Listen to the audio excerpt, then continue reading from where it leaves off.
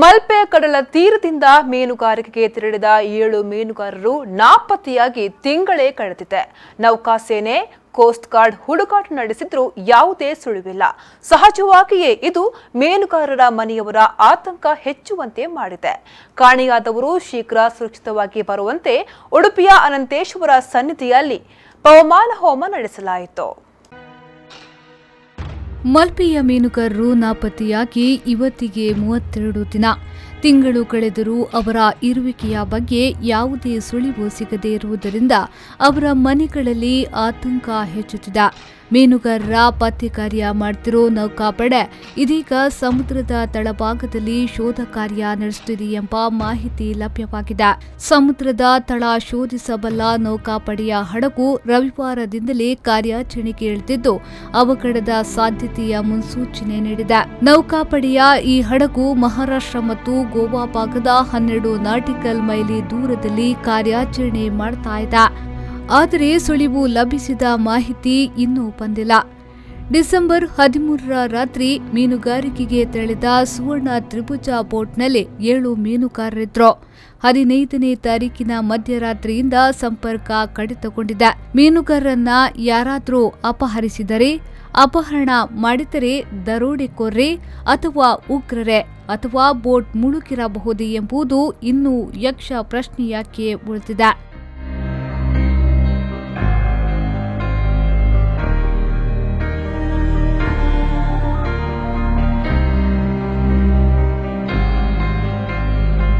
ಕಳೆದ ಕೆಲ ದಿನಗಳಿಂದ ಪೂಜೆ ಪುನಸ್ಕಾರ ಅಂತ ದೇವರ ಮನೆ ಹೋಗಿದ್ದ ನಾಪತ್ತೆಯಾಗಿದ್ದ ಮೀನುಗಾರರ ಕುಟುಂಬ ಇವತ್ತು ಕೂಡ ಕೃಷ್ಣ ಮಠದ ಮುಂಭಾಗದಲ್ಲಿರೋ ಅನಂತೇಶ್ವರ ದೇವರಲ್ಲೇ ಪ್ರಾರ್ಥನೆ ಸಲ್ಲಿಸಿದ್ರು. ಗಾಳಿ ಇಲ್ಲದ ಮನುಷ್ಯ ಬದುಕುವುದಿಲ್ಲ. ಹಾಗಿದ್ರೆ ಎಲ್ಲಿಯೇ ಇರಲಿ ಅವರು ಈ ವಿಶ್ವದಲ್ಲಿ ಯಾವುದೇ ಒಂದು ಮೂಲೆ ಇರಲಿ ಆ ಪ್ರಾಣದೇವರು ಅಲ್ಲಿ ಹೋಗಿ ಅವರಿಗೆ ಎಚ್ಚೆತ್ತು ಅಲ್ಲಿ ಅವರನ್ನು ಯಾರೋ ಬಂಧನದಲ್ಲಿ ಇಟ್ಟುಬಿರ್ಬೋದು ಅಥವಾ ಅಸಹಾಯಕರಾಗಿರ್ಬೋದು ಅವರಿಗೆ ಪುನಃ ವಾಪಸ್ ಬರುವ ಒಂದು ಗಾಳಿಯನ್ನು ಕೊಟ್ಟು ಅವನ ಅನುಗ್ರಹ ಮಾಡಬೇಕು ಅಂತ ಹೇಳುವ ಉದ್ದೇಶದಿಂದ ಪವಮಾನ ಸೂಕ್ತ ಯಾಗವನ್ನು ಮಾಡ್ತಾ ಇದ್ದೇವೆ.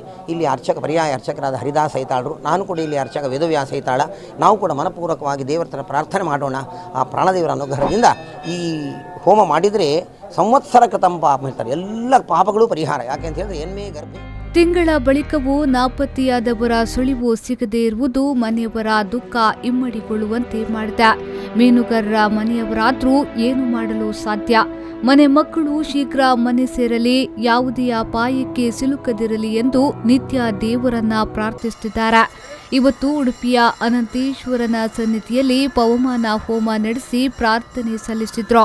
ಬಳಿಕ ಹೋಮದಲ್ಲಿ ಪಾಲ್ಗೊಂಡ್ರು. ಇದೆಲ್ಲ ನೊಂದ ಮನಸ್ಸಿಗೆ ತುಸು ನೆಮ್ಮದಿ ತರುತ್ತಿದೆಯೇ ಹೊರತು ಮನೆ ಮಂದಿಯ ಆತಂಕ ಕೊನೆಯಾಗುತ್ತಿಲ್ಲ.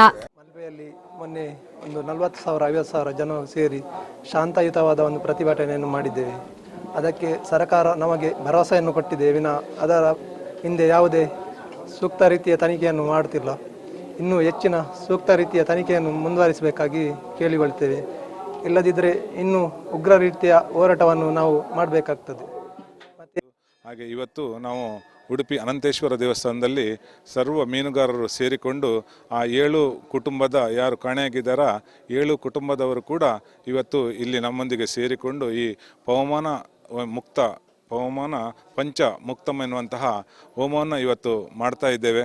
ಅದು ಈಗಲಾದರೂ ಕೂಡ ದೇವರು ನಮಗೆ ಅವರ ಯಾರನ್ನಾದರೂ ಒಬ್ಬರನ್ನಾದರೂ ನಮಗೆ ಮಾತಾಡಿಸುವಂತೆ ಅವರ ಕುರು ಸಿಕ್ಕಿ ಆದಷ್ಟು ಬೇಗ ನಮಗೆ ಆ 7 ಜನ ಮತ್ತು ಆ ಬೋಟು ಆದಷ್ಟು ಬೇಗ ಸಿಗುವಂತಾಗಬೇಕಂತೇಳಿ ನಾವು ಇವತ್ತು ಈಶ್ವರ ದೇವಸ್ಥಾನದಲ್ಲಿ ಪೂಜೆಯನ್ನು ಮಾಡ್ತಾ ಎಲ್ಲರೂ ಪ್ರಾರ್ಥನೆಯನ್ನು ಮಾಡ್ತೀವಿ. ಕರಾವಳಿಯ ಇತಿಹಾಸದಲ್ಲಿ ಮೀನುಗಾರರು ಎಷ್ಟು ದಿನ ನಾಪತ್ತೆಯಾದ ಉದಾಹರಣೆಯೇ ಇಲ್ಲ. ದಿನ ಕಳೆದಂತೆ ಮೀನುಗಾರ ಸಮುದಾಯದ ಆತಂಕ ಹೆಚ್ಚಾಗುತ್ತಿದೆ. ನಾಪತ್ತೆಯಾದವರು ಸುರಕ್ಷಿತವಾಗಿ ಮರಳಿ ಬರಲಿ ಎಂಬುದೇ ಎಲ್ಲರ ಹಾರೈಕೆ.